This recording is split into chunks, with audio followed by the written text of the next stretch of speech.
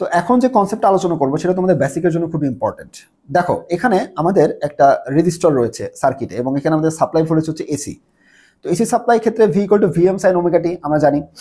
AC supply দিচ্ছি, ভিএমটা হচ্ছে maximum voltage, অর্থাৎ আমাদের এটা যদি সাইন ওয়েভ হয় এটার যে ম্যাক্সিমাম ভোল্টেজ পিক ভোল্টেজ সেটা হচ্ছে ভিএম। তো V equal to V M sine omega t এবং রোধ হচ্ছে আর, কারেন্ট প্রবাহিত হচ্ছে আই। এখন রেজিস্টারের ক্ষেত্রে তুমি যদি ভোল্টেজ এবং কারেন্টের গ্রাফটা অঙ্কন করো তাহলে ভোল্টেজের ক্ষেত্রে এরকম V equal to V M sine omega t তুমি জানো, এটা হচ্ছে V equal to V M sine omega টির ভোল্টেজের গ্রাফ। আর রেজিস্টারের ক্ষেত্রে ভোল্টেজ এবং কারেন্টের মধ্যে কোনো অ্যাঙ্গেল থাকে না, ফেজ ডিফারেন্স থাকে না। ভালোভাবে খেয়াল করবা যে ভোল্টেজ এবং কারেন্টটা সেম ফেজে থাকে, একই ফেজে থাকে। মানে ভোল্টেজ যে ফেজে আছে কারেন্টটা একই জায়গা থেকে স্টার্ট করছে।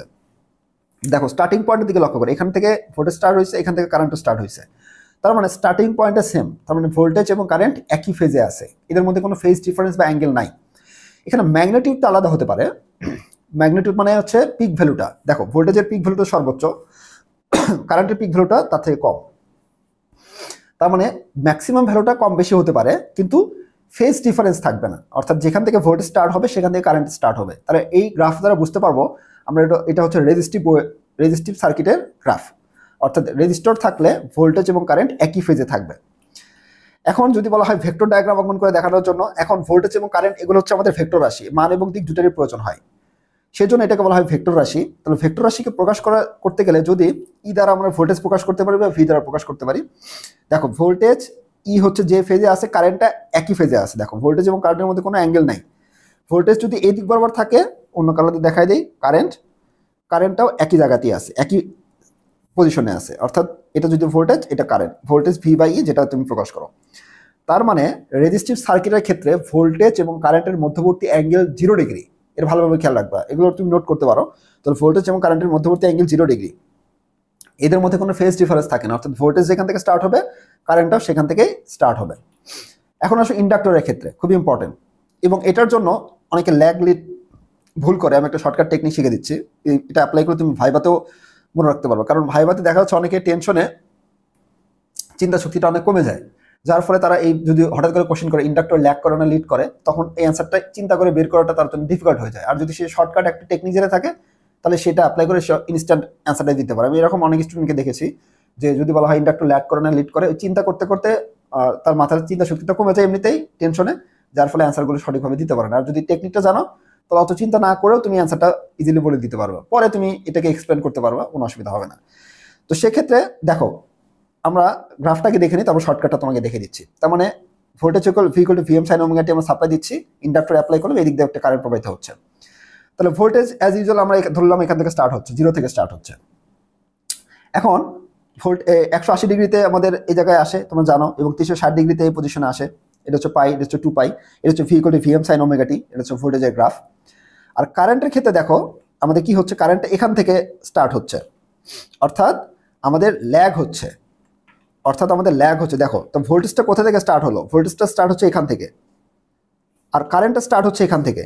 তাহলে ভোল্টেজ থেকে পেছনে স্টার্ট হচ্ছে, পরে স্টার্ট হচ্ছে। আচ্ছা, তার মানে আমাদের বলতে পারবো যে এখানে ইন্ডাক্টরের ক্ষেত্রে কারেন্টটা ল্যাগ হয়, পেছনে থাকে, ল্যাগিং হয়। তাহলে দেখো ল্যাগ হলে কি, মাইনাস দিব, V equal to V M sine omega T minus 90 degree. এখন মনে রাখবা কিভাবে, দেখো এ বি সি, তার সর্বশেষ কি আছে, তারপর আসে আই, এবিসি, তারপর সির পরে আসে হচ্ছে আই। তাহলে প্রথমে কি আছে, আমাদের দুইটা নিয়ে কনফিউজিং হয়, ক্যাপাসিটর আর ইন্ডাক্টর। ক্যাপাসিটর সি আগে আছে, ইন্ডাক্টরের আই পরে আছে। তাহলে আই যেহেতু পরে আছে তার মানে ইন্ডাক্টরের ক্ষেত্রে কারেন্টটা করবে হচ্ছে ল্যাগ, আর ক্যাপাসিটরের ক্ষেত্রে কারেন্টটা কি করবে, লিড করবে, আগে থাকবে। এটা আমরা একটু পরে দেখবো। তাহলে ইন্ডাক্টরের ক্ষেত্রে কারেন্ট কি করবে, ল্যাগ করবে। কত ডিগ্রি, 90 ডিগ্রি পেছনে থাকবে। 90 ডিগ্রি, দেখো এখানে এইটুকু অ্যাঙ্গেল, এগুলো যদি আমরা অ্যাঙ্গেলে প্রকাশ করি এইটুকু অংশ হচ্ছে 90 ডিগ্রি। তাহলে 90 ডিগ্রি পরে গিয়ে ইন্ডাক্টরের কারেন্টটা স্টার্ট হয়েছে। এখন এটাকে যদি তুমি পেছন দিকে বর্ধিত করো তাহলে এই যে এই পজিশন তুমি দেখাতে পারবা, অর্থাৎ এটাকে তুমি এভাবে দেখাতে পারো। কিন্তু স্টার্টিং পজিশনটা দেখো, এটা এখান থেকে স্টার্ট হচ্ছে, এটা এখান থেকে স্টার্ট হচ্ছে, তার মানে পেছনে স্টার্ট হচ্ছে, মানে পেছনে রয়েছে, সেই জন্য ওমেগা টি মাইনাস 90 ডিগ্রি। এখন আসলে যে ভেক্টর ডায়াগ্রাম অঙ্কন করে দেখাই।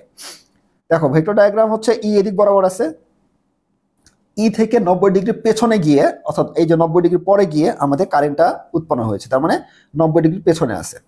ক্লিয়ার, অর্থাৎ ল্যাগিং এ রয়েছে। এন্ড এখন এটা হচ্ছে ক্লকওয়াইজ ডিরেকশন বোঝায়। ক্লকওয়াইজ ডিরেকশনে যদি ঘুরো, ভালোভাবে খেয়াল করো, এটা তুমি নোট করো, খাতায় নোট করো, এটা তুমি ম্যাথে লাগবে না, আর ভুলে গেলে কিন্তু তুমি ম্যাথ করতে পারবে না।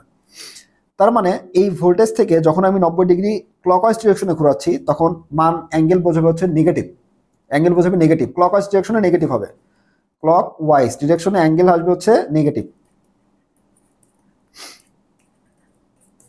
তার মানে এটা যদি আমি ক্লকওয়াইজ ডিরেকশনে ঘুরাই তাহলে এক্ষেত্রে আমাদের অ্যাঙ্গেলটা নেগেটিভ। দেখো omega t minus 90 degree use করছি, ওমেগা টি মাইনাস 90 ডিগ্রি, তাহলে ক্লকওয়াইজ ডিরেকশনে অ্যাঙ্গেল কি আসে? নেগেটিভ আসে। ভালোভাবে নোট করো, অঙ্কের সময় কিন্তু এগুলো আর বোঝানো যাবে না, তখন তোমাকে থিওরি ক্লাসটা মনে করে অঙ্কগুলো করতে হবে। তাহলে এই জন্য আমাদের এই ডিরেকশনে নেগেটিভ বোঝাচ্ছে। এখন আসো ক্যাপাসিটরের ক্ষেত্রে, ক্যাপাসিটরের ক্ষেত্রে লিড হয়, সি আগে আছে তাহলে লিড হবে। তাহলে ভোল্টেজটা অঙ্কন করে নিলা V equal to V M sine omega t. কারেন্টের ক্ষেত্রে দেখো, কারেন্টের ক্ষেত্রে স্টার্ট এইভাবে তুমি চিন্তা করো, এটা এই যে এখানে পিছন দিকে বর্ধিত করলা, তাহলে এখান থেকে স্টার্ট হচ্ছে কারেন্ট আর ভোল্টেজ এখান থেকে স্টার্ট হচ্ছে, তাহলে কোনটা আগে স্টার্ট হচ্ছে? কারেন্ট আগে স্টার্ট হচ্ছে।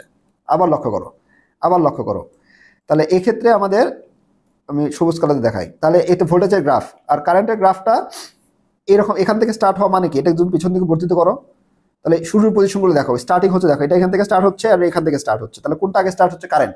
তাহলে কারেন্টটা কি করবে? লিড করবে। তাহলে এই গ্রাফটা প্রকাশ করতেছে হচ্ছে আগে রয়েছে, মানে ওমেগা টি প্লাস 90 ডিগ্রি, মানে 90 ডিগ্রি শুরুতে আগে রয়েছে, তাহলে এইটুকু অংশ কত? 90 ডিগ্রি। তাহলে ক্যাপাসিটরের ক্ষেত্রে কি হয়? কারেন্ট লিড করে, কতটুকু লিড করে? 90 ডিগ্রি লিড করে, অর্থাৎ 90 ডিগ্রি আগে থাকে।